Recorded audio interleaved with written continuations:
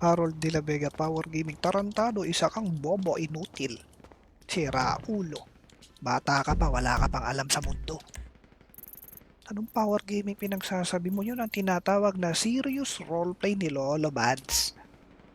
Ah, tatanga-tanga ka. Nunood-nood ka. Hindi mo alam pinapanood mo. Isa kang bugok.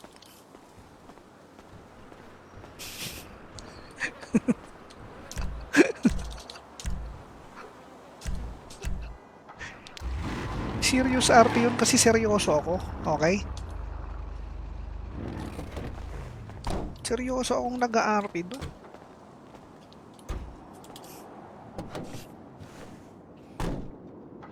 Nagpupuyat siya para maging bobo. Hindi, bobo siya kaya siya nagpupuyat. At nagpupuyat siya para maging bobo.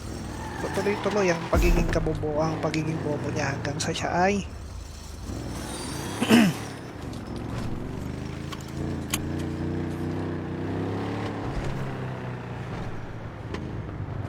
Power Gaming daw, ginawa mo akong Superman. Para naman power. Kasi kung may power ako, i-stop kita dyan. At ikaw ay maglalahong parang kulangot. Ay, kulangot. Iya.